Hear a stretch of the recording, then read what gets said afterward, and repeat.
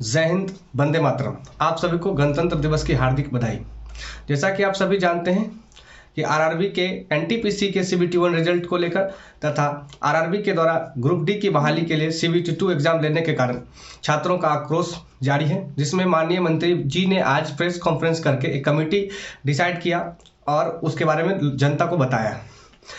माननीय मंत्री जी के द्वारा प्रेस कॉन्फ्रेंस में ये कहा गया कि हमने डेटा के हिसाब से जो पद के जो लेवल्स थे, एक एक लेवल्स के लिए हमने 20 गुना रिजल्ट दिया है, लेकिन छात्रों का ग्रेवियंस है कि उस यूनिक स्टूडेंट का रिजल्ट होना चाहिए, यूनिक रोल नंबर्स होने चाहिए।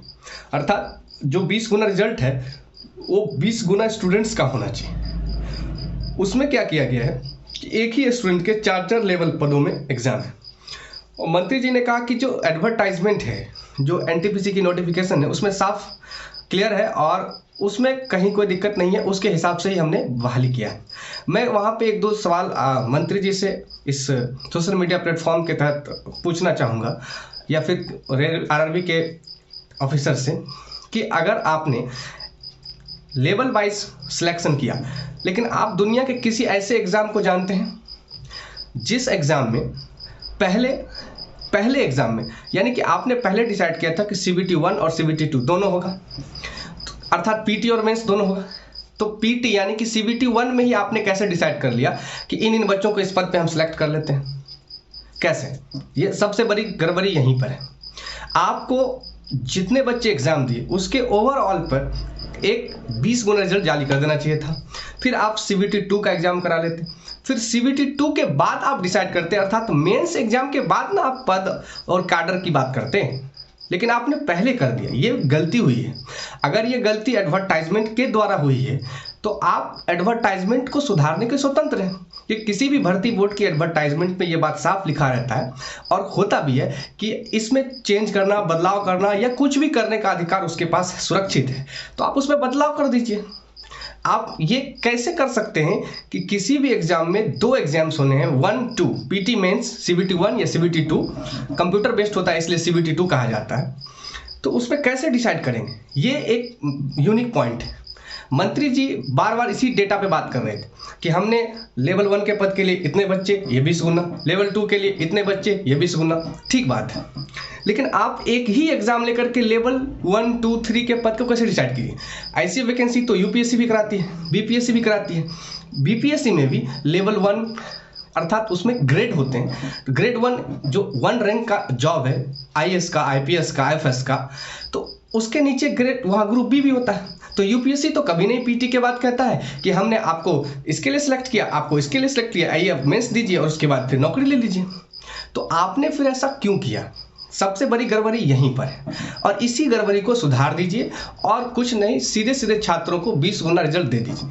आप जिस कमेटी की बात कर रहे हैं, इतिहास में हम सभी ने पढ़ा है और इतिहास जानता है, इतिहास गवाह है, सबसे सभी जानते हैं कि कमेटी की रिपोर्ट्स कैसी आती है।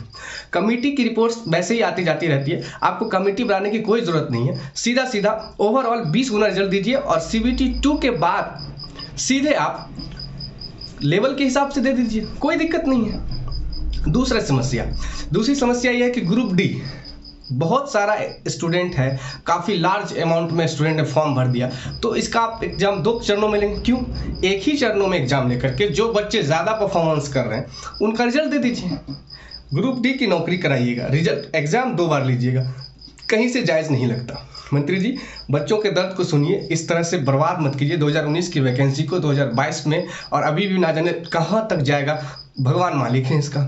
और तीसरी बात, हम एक क्वेश्चन आप सबसे करना चाहेंगे, आप लोग से भी ये उम्मीद करते हैं कि सवाल जायज़ होना चाहिए, आप लोग भी इस पर अपना वक्तव्य दें, लेकिन हम सिस्टम से एक सवाल पूछना चाहते हैं कि क्या रेलवे के जो अलग अलग बोर्ड्स हैं, अलग अलग बोर्ड्स अपनी अपनी एक कट ऑफ निकालती है, अपनी अपनी वैकेंसीज आती हैं, क्या जिस तरह यूपीएससी सारे स्टेट से अपनी वैकेंसी की अधियाचना मंगवाती है और ओवरऑल एक वैकेंसी जारी करती है और फिर बच्चों का सिलेक्शन करके सारे कैडर्स को बांट देती है, क्या आरआरबी ऐसा नहीं कर सकती? क्या आरआरबी सभी आरआरबीज की वैकेंसी की अधियाचना मंगा करके ओवरऑल एक ऐसा यूनिक सिस्टम होना चाहिए, एक ऐसा सिंगल बोर्ड होना चाहिए जो बच्चों का एग्जाम कराए, रिजल्ट जारी करे, उसका पूरा क्लियर करके और फिर उसको आरआरबी को दे दे कि भैया आपकी इतनी वैकेंसी थी, इतने लड़कों को हम दे देते हैं। जैसे यूपीएससी करती है, बीपीएससी करती है, अन्य संस्थाएं भी करती हैं। लेकिन आरआरबी की देखिए खेल, RRB Malda, RRB Guwahati, RRB Bangalore, सबके अपने अपने कट ऑफ हैं। भाई बच्चों को परेशान करके आप रखें। आरआरबी मालदा का कट ऑफ बहुत कम जाता है, गुवाहाटी का बहुत ज़्यादा चला गया, बेंगलोर का बहुत कम चला गया, मुंबई का बहुत हाई चला गया। तो आप तो एक तो कट ऑफ की मार से स्टूडेंट को तोड़ रहे हैं, दूसरा इस तरह का रिजल्ट देते हैं, 4-4 साल वैकेंसी में लगाते हैं। आप क्यों नहीं नेक्स्ट वैकेंसी से, अब तो जो हो गया होगा, क्यों नहीं एक पूरी सिस्टम बनी, एक सिस्टम सब मिला करके कि जो सिर्फ और सिर्फ एक आयोग हो जो रेलवे की वैकेंसी को पूरा करेगा। किसी बोर्ड को आप एग्जाम लेने नहीं दीजिए, उससे सिर्फ रिक्वेजिशन लीजिए और फिर उसका रिक्रूटमेंट पूरा करके आप बच्चों को दीजिए, ताकि पूरे इंडिया में एक कट ऑफ हो, एक कट ऑफ रहेगा, एक सिस्टम रहेगा तो बेहतर होगा। सभी आरआरबीज के कट ऑफ ऊपर नीचे जाने के कारण भी कई बच्चों का सिलेक्शन नहीं हो पाता है। ओवरऑल हम लास्ट में यही कहेंगे कि हम सभी आंदोलन कर रहे हैं, आंदोलन हिंसात्मक नहीं होना चाहिए। आंदोलन अगर हिंसात्मक होगा तो हमारे आंदोलन को दबा दिया जाएगा, क्योंकि इतिहास गवाह है जिस जिस आंदोलन में हिंसा पकड़ी है उसे दबा दिया गया है। अहिंसक रूप से गांधी जी के देश में अहिंसा रूप से हम लोग आंदोलन करेंगे और जब तक करते रहेंगे जब तक हमारी पूरी मांगे पूरी ना हो जाती, जब तक पूरी जीत नहीं हो जाती। हमें आंदोलन को अहिंसात्मक रूप से करना है, लाठी मारेंगे, लाठी खाएंगे।